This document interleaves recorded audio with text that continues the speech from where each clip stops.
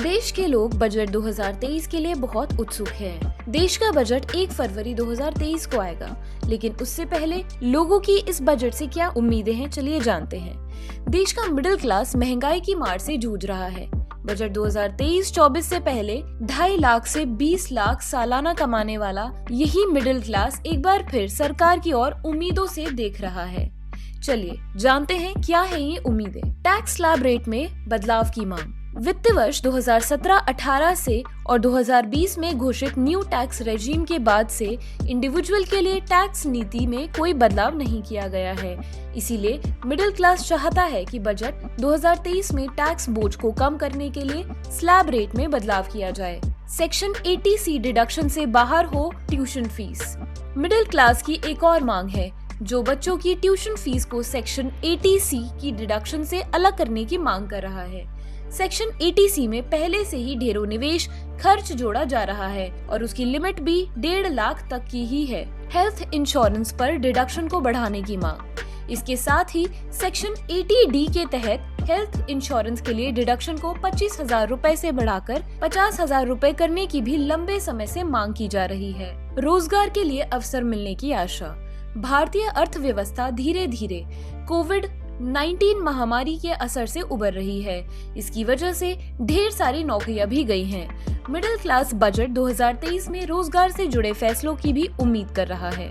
Budget 2023 funding की कमी और आर्थिक अनिश्चितता की वजह से 2022 के मुश्किल दौर के बाद अब भारतीय स्टार्टअप को आने वाले केंद्रीय बजट से ढेरों उम्मीदें हैं। चलिए अब जानते हैं भारतीय स्टार्टअप्स इस बजट से क्या उम्मीद लगाते हैं। टैक्स इंसेंटिव का क्लेम करने के लिए मल्टीपल अथॉरिटीज में रजिस्ट्रेशन की बजाय Indian startup single window clearance की मांग कर रहे हैं। स्टार्टअप ईसॉप टैक्सेशन में बदलाव चाहते हैं। नासकॉम चाहता है कि स्टार्टअप की बड़ी संख्या को ईसॉप टैक्स पर मोहलत मिले। मिनिमम ऑल्टरनेटिव टैक्स स्टार्टअप और नासकॉम भी चाहते हैं कि एलिजिबल स्टार्टअप के लिए मिनिमम ऑल्टरनेटिव टैक्स को 15% से घटाकर 9% किया जाए।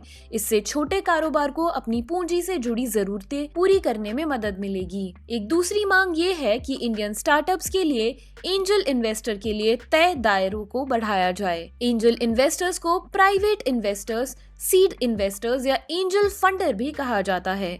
ये ऐसे लोग होते हैं जिनके पास बहुत अधिक संपत्ति होती है, जिन्हें आमतौर पर हाई नेटवर्क्स इंडिविजुअल कहा जाता है। ये छोटे स्टार्टअप्स या उद्यमियों को आर्थिक मदद मुहैया कराते हैं। इसके बदले ये कंपनी में हिस्सेदारी लेते हैं। अनलिस्टेड शेयर्स पर LTCG और पब्लिक स्टॉक इन्वेस्टमेंट को बराबरी पर लाया जाए।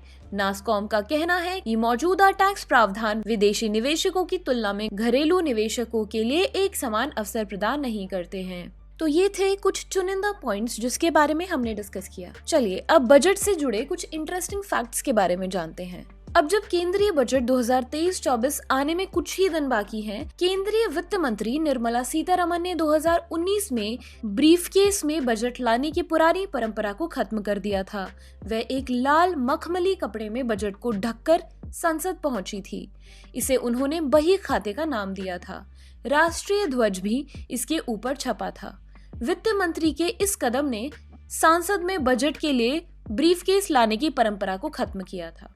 26 नवंबर 1947 को R.K. सन्मुखम चेट्टी ने भारत की आजादी के बाद पहला बजट पेश किया था। चेट्टी 1947 से 1948 तक भारत के पहले वित्त मंत्री रहे। आजादी के बाद से अब तक कुल 73 सालाना बजट, 14 अंतिम बजट और 4 मिनी बजट पेश किए जा चुके हैं। जवाहरलाल नेहरू, इंदिरा गांधी और राजीव गांधी ही देश के ऐसे प्रधानमंत्री हैं जिन्होंने बजट को पेश किया था। साल 2017 तक यूनियन बजट को फरवरी के लास्ट वर्किंग डे पर पेश किया जाता था, लेकिन 2017 में अरुण जेटली ने इसे फरवरी की पहली तारीख को पेश करने की शुरुआत की। यही परंपरा आज भी जारी है। 2017 तक रेलवे और केंद्रीय बजट की घोषणा अलग अलग होती थी, लेकिन 2017 में रेल बजट और केंद्रीय बजट को मिलाकर एक ही बजट कर दिया गया। बजट की प्रिंटिंग शुरू होने के साथ ही वित्त मंत्रालय में हलवा सेरेमनी होती है। हलवा पारंपरिक कढ़ाई में बनाया जाता है और बजट में जुटे सभी कर्मचारियों को परोसा जाता है। चूंकि बजट पेपरलेस हो गया, इसीलिए बीते साल ये सेरेमनी नहीं हो सकी। ऐसी ही अपडेट्स के लिए हमारे साथ जुड़े रहिए। मिलते हैं अगली वीडियो में एक नई अपडेट के साथ।